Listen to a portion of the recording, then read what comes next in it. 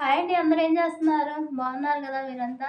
ఇలా కనబడి సీరియల్ చెప్పడం ఇక రేపటి నుంచి స్టార్ట్ అవుతుందేమో. ఎందుకంటే మళ్ళీ యూట్యూబ్ వాడు ఛానల్స్ మీద అయితే టార్గెట్ చేసి పాపం చాలా ఛానల్స్ అయితే పోయినాయంట. ఆ! ఆల్రెడీ దెబ్బ పడింది. నా ఛానల్స్ పోయినాయి గదా! ఆల్రెడీ ఇక ఎందుకులే మళ్ళీ ఇది గూడా పోతదేమోనన్న భయంతోనే ఇక కనపడి చెప్తే ఏముండదే. ఇక మీకు తప్పదనమాట. ఈ ఫేస్‌ని చూస్తూ ఉండక. మార్నింగ్ మనం ఒక పాట పెట్టాం కదా! పార్ట్ 1 అయితే పెట్టాను. రిషి అయితే రేపు వస్తాడనైతే చెప్పాను. చూద్దాం రావాలి లేకపోతే అసలు బోర్ కొడుతుందా లేదా మీరు చెప్పండసల? బోర్ కొడుతుందా అసల? పిచ్చిగా రిషి లేకుండా 2, 3 వారాల నుంచి ఏం సాగదీస్తున్నారబ్బా అసలు సీరియల్‌ని. తల, తోక లేకుండా చేస్తున్నట్టు ఊరికూరికి అక్కడక్కడే ఏంటో పాడు. నాకైతే అసలు చిరాకుగా అయితే అనిపిస్తుంది.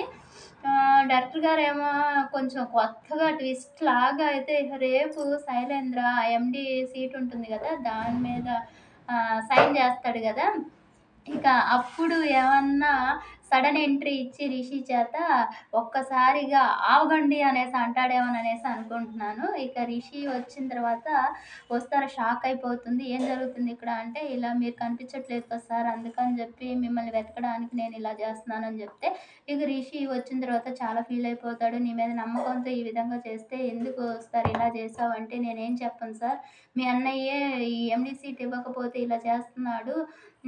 మీది బ్రాస్లెట్ పంపించి చెయ్యి గూడా పంపిస్తానని ఇలా బెదిరిస్తున్నాడని నేనేం చెప్పుకోను" అని జెప్పి బాధపడుతూ ఉంటే, ఇక చాలా అలిగినట్లు చాలా పాపం బాధ ఉంటుంది కదా తనకి. ఇక దాంతో చాలా సఫర్ అయిపోతున్నట్టు ఉంటే, ఇక రిషి పక్కనే కూర్చొని వసుధారకు జరిగిందంతా గూడా చెప్తూ ఉంటాడనమాట.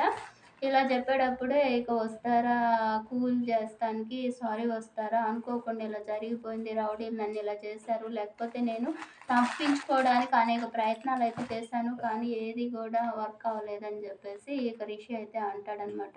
"పర్లేదు సార్ నేను అర్థం చేసుకుంటాను. ఇప్పటికైనా మీరొచ్చారు" అని జెప్పేసి ఇక రిషిని సారీ అన్నట్లుగా అయితే చెప్తుంది.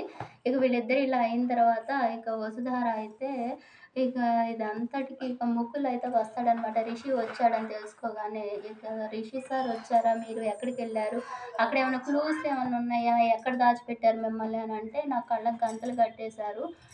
ఎక్కడ తీసుకెళ్లారో గూడా నాకు తెలీదు" అని జెప్పేసి రిషి అయితే అంటాడనమాట. ఇక అలా అనేసరికి "ఇంకేమన్నా చెప్పగలరా? వాళ్ళు సౌండు ఏమన్నా ఫోన్స్ సిగ్నల్స్ ఇలా" అనంటే, "ఏరియా ఏదై ఉండిద్దా?" అని జెప్పేసి ఇక ఇలా అడుగుతూ ఉంటే ఇక రిషిని అడిగిన క్వెషన్స్ అన్నిటికి గూడా ముకుల్ ఇక ఇలానే ఆన్సర్ చేస్తూ అయితే ఉంటాడనమాట.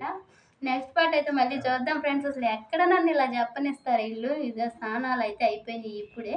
ఇహ పూజ అయితే స్వామి కూడా న్యూస్ అయితే కొట్టేసేసాడు. ఇక వెళ్ళి స్వామి కూడా పూజ చేయాలి. ఇక ఆయనతో పాటు ఈళ్ళు కూడా రెడీ అయిపోతారు.